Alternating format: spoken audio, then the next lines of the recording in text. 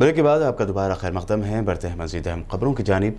East Ladakh में गुज़िश्ता 10 महीनों के दौरान भारत और चीन में एक अहम पेशरफ्त हुई है और पेंगोंग झील के साउथ और नॉर्थ अतराफ के दोनों जानिब से फौजियों को एक डील के तहत पीछे हटाया जा रहा है। डिफेंस मिनिस्टर राजनाथ सिंह ने जुमेरात को पार्लियामेंट में लद्दाख में फौजी तातुल से पैदा होने वाली सूरत हाल पर यह बयान दिया। उन्होंने कहा कि बातचीत के लिए हमारी हिकमत अमली और मौक़िफ़ वज़ीर आज़म नरेंद्र मोदी जी की हिदायतनामे पर मुबनी है कि हम किसी को भी अपनी 1 इंच ज़मीन नहीं लेने देंगे। सभापति महोदय, फ्रिक्शन क्षेत्रों में डिसएंगेजमेंट के लिए भारत का यह मत है कि 2020 की फॉरवर्ड डिप्लॉयमेंट जो एक दूसरे के बहुत नज़दीक हैं वे दूर हो जाएं और दोनों सेनाएं वापस अपनी अपनी स्थायी या मान्य चौकियों पर वापस लौट जाएं।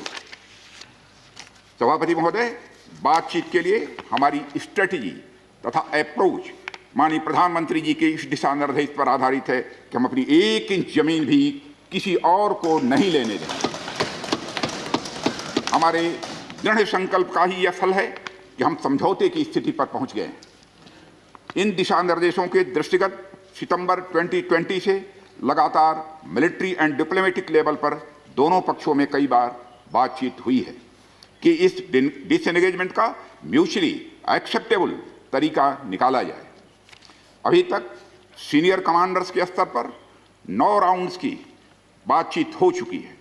सेंट्रल मिनिस्टर रविशंकर प्रसाद ने राज्यसभा में ट्विटर समेत सभी सोशल मीडिया साइट्स को कड़ी वार्निंग दी है। रविशंकर प्रसाद ने कहा कि मैं ट्विटर, फेसबुक, व्हाट्सएप से नरमी से कहता हूं कि आपके भारत में करोड़ों फॉलोअर्स हैं, आप बिजनेस कीजिए और पैसे कमाइए, लेकिन आपको भारत के कॉन्स्टिट्यूशन पर अमल करना होगा। राज्यसभा में सोशल मीडिया के गलत इस्तेमाल पर रविशंकर प्रसाद ने कहा कि सोशल मीडिया का गलत इस्तेमाल भारत में वायलेंस फैलाने के लिए किया जाएगा तो इसे बर्दाश्त नहीं करेंगे। It is subject to reasonable restriction because of sovereignty integrity of India.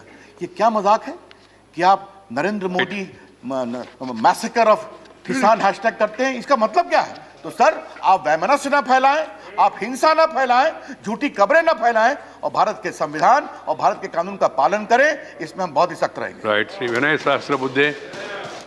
Sahasrabuddhe. Social media और मीडिया में एक महत्वपूर्ण फर्क यह है कि सोशल मीडिया में हमें अपनी जो बात कहनी है उसकी पूरी स्वाधीनता होती है, मगर जब खुद को प्लेटफॉर्म कहने वाले सोशल मीडिया संस्थान जब मैंने क्या कहना या नहीं कहना इस पर नियंत्रण लाते हैं तो वो एक दृष्टि से मीडिया होता है। अगर वो मीडिया के पद्धति से काम करता है तो क्या प्रेस काउंसिल का कानून या फिर फॉरेन डायरेक्ट इन्वेस्टमेंट के संबंध में जो नियम है वो सोशल मीडिया प्लेटफॉर्म्स को लागू करने के बारे में क्या सरकार गंभीरतापूर्वक सोचेगी? क्योंकि इस विषय में इलेक्ट्रॉनिक्स और टेलीकम्युनिकेशन की संसदीय स्थायी समिति ने भी रिकमेंडेशंस की हुई है। उस स्टैंडिंग कमेटी के अनुशंसाओं का ज्ञान है। मैं इतना ही कह दूंगा कि मित्र प्रकाश जावड़ेकर और हम दोनों सर पूरे इस गाइडलाइन को रिविजिट कर रहे हैं और जैसे फाइनल हम लोग का मंतव्य बन जाएगा तो हम इस पर बताएंगे और उसके प्रति सदन में भी रखेंगे। एक बात जो माननीय सदस्य ने कही है सर, वो बहुत ही महत्वपूर्ण बात है कि आप जब एक प्लेटफॉर्म बनते हैं तो आप अपना एक स्वयं का कानून बनाते हैं कि उसी से हम जांचेंगे कि क्या सही है गलत है और उसमें भारत के संविधान और भारत के कानून की जगह नहीं होगी तो ये तो नहीं चलेगा। आप यहाँ पर हैं तो आइए, आपके काम का सम्मान है, आप जो अच्छा काम कर रहे हैं उसका सम्मान है, आप व्यापार करिए, FDI लाइए, पैसे लाइए, लेकिन भारत के कानून और भारत के संविधान का सम्मान करना पड़ेगा। ये हम बहुत फिर पुख्ता से कहना चाहेंगे। सीनियर कांग्रेस लीडर शशि थरूर ने राज्यसभा में गुलाम नबी आज़ाद के विदाई के मौके पर पीएम मोदी की जज्बाती तकरीर और रोने को मंझी हुई यानी बेहतरीन एक्टिंग करार दिया। शशि थरूर ने कहा कि ये अंदाज़न किसान लीडर राकेश टिकैत के जवाब में था। उन्होंने फैसला किया कि उनके पास भी आंसू हैं। बता दें कि राकेश टिकैत हाल ही में किसान आंदोलन को लेकर मीडिया के सामने रो पड़े थे। वेस्ट बंगाल में बीजेपी ने अपनी पूरी ताकत झोंक दी है और इसके लिए बीजेपी ने हिंदुत्व का कार्ड खेला है। इसी के तहत अब मुल्क के होम मिनिस्टर अमित शाह ने दावा किया है कि ममता बनर्जी भी जय श्री राम बोलने लगेंगे। वेस्ट बंगाल दौरे पर मौजूद अमित शाह ने कूच बिहार में एक रैली में कहा कि बंगाल में जय श्री राम का नारा लगाना गुनाह कर दिया गया। उन्होंने कहा कि बंगाल में ये नारा नहीं दिया जाएगा तो क्या पाकिस्तान में कहा जाएगा? राम का नारा देना ममता दीदी को तौहीन लगता है। अमित शाह ने आवाम से वादा किया कि जब तक बंगाल के इलेक्शन खत्म होंगे तब तक ममता दीदी भी जय श्री राम के नारे लगाने लगेंगी। क्या गुनाह था इनका? जय श्री राम का नारा लगाते थे, भारत माता की जय का नारा लगाते थे, वंदे मातरम का नारा लगाते थे, और आपके गुंडों ने इनको मार दिया है। इस बार बंगाल की जनता इसका हिसाब किताब करने के लिए आतुर है। ये बंगाल के अंदर माहौल ऐसा कर दिया कि जय श्री राम बोलना माने गुनाह है। अरे बनता दीदी, बंगाल में जय श्री राम नहीं बोलना जाएगा तो कहां पाकिस्तान में बोला जाएगा क्या? मगर आपको तकलीफ होती है क्योंकि आपको तुष्टीकरण कर कर एक वर्ग विशेष के वोट चाहिए। क्यों भाई, इनके वोट नहीं है क्या? ये सभी तो जय श्री राम बोल रहे हैं। मैं आपको वादा कराता हूं, चुनाव समाप्त होते हुए ममता दीदी भी जय श्री राम बोलती हो जाएगी, आप चिंता मत करिए। अमित शाह के जय श्री राम के नारों और उस पर किए जाने वाले वादों के दरमियान बीजेपी की आइडियोलॉजी पर तृणमूल कांग्रेस की एमपी नुसरत जहां ने करारा जवाब दिया है। दरअसल एक प्रोग्राम में वेस्ट बंगाल बीजेपी महिला मोर्चा की सदर अग्नि मित्रा पॉल ने उनसे कहा कि बंगाल की सीएम ममता बनर्जी ने मुसलमानों के लिए कुछ नहीं किया है। इस पर नुसरत जहां ने जवाब में कहा कि मैं इससे मुत्तफिक नहीं हूं। माइनॉरिटीज को ये डर है कि अगर बीजेपी की सरकार आएगी तो हमारी उल्टी गिनती शुरू हो जाएगी। बीजेपी लीडर अग्नि मित्रा ने फिर सवाल किया कि ममता बनर्जी की जानिब से बांटी गई साइकिलें बंगाल में क्यों नहीं बनाई गई। तो इस पर नुसरत जहां ने तंजिया कहा कि बीजेपी के लीडर्स ममता बनर्जी की इन्हीं बांटी गई साइकिलों पर बीजेपी की तशहीर कर रहे हैं। तेलंगाना में पिछले कई दिनों से अवामी बहस का इशू रहे जीएचएमसी इलेक्शन और फिर मेयर के सिलेक्शन को लेकर तमाम तरह की कयासाराइयां और खबरें खत्म हो गई हैं। आज जीएचएमसी इलेक्शन में टीआरएस पार्टी को बड़ी कामयाबी मिली है। जीएचएमसी मेयर के तौर पर टीआरएस की उम्मीदवार बंजारा हिल्स की कारपोरेटर गदवाल विजय लक्ष्मी कामयाब हो गई हैं और अब वो हैदराबाद की नई मेयर बन गई हैं। साथ ही टीआरएस की डिप्टी मेयर ओहदे की उम्मीदवार मोते श्रीलता शोभन रेड्डी डिप्टी मेयर बनी हैं।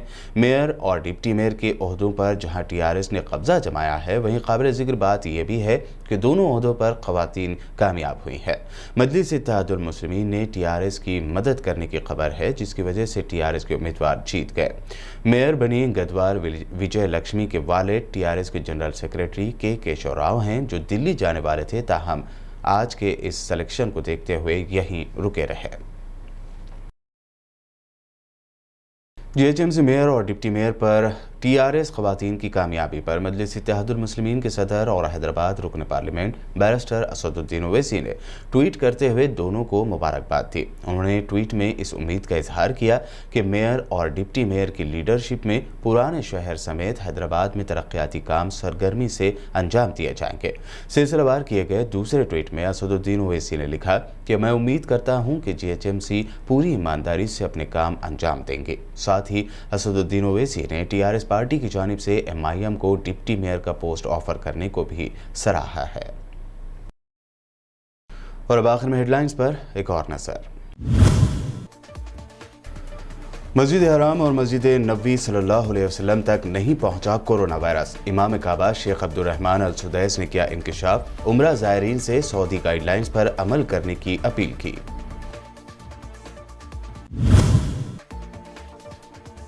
सऊदी अरब में कोरोना केसेस पर हुकूमत के सख्त इक़दाम जारी। मज़ीद 12 मस्जिदों को आर्जी तौर पर किया गया बंद। पिछले 3 दिनों में 32 मस्जिदों को बंद कराया गया।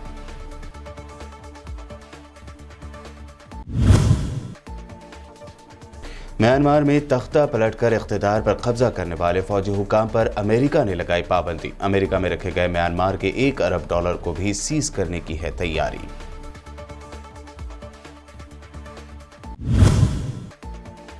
सोशल मीडिया पर पीएम मोदी के खिलाफ हैशटैग पर भड़के सेंट्रल मिनिस्टर रविशंकर प्रसाद। कहा, सोशल मीडिया प्लेटफॉर्म्स बिजनेस कीजिए, पैसे कमाइए, लेकिन इंडियन कॉन्स्टिट्यूशन पर अमल करें। तृणमूल कांग्रेस की एमपी नुसरत जहां ने फिर बीजेपी को बताया माइनॉरिटीज के लिए खतरा। कहा, वेस्ट बंगाल में बीजेपी की सरकार बनने पर माइनॉरिटीज को अपनी उल्टी गिनती शुरू हो जाने का है डर। तेलंगाना में बीजेपी को लगा करारा झटका। जीएचएमसी मेयर और डिप्टी मेयर पोस्ट पर टीआरएस का कब्जा। असदुद्दीन ओवैसी ने ट्वीट करके दी मुबारकबाद। टीआरएस के डिप्टी मेयर पोस्ट के ऑफर को भी सराहा। वर्ल्ड न्यूज में ये थी अब तक की अहम नेशनल और इंटरनेशनल न्यूज। यूट्यूब पर हमारे चैनल को सब्सक्राइब जरूर करें। मज़ीद अपडेट्स के लिए बने रहिए हमारे साथ और देखते रहिए बीबीएन चैनल।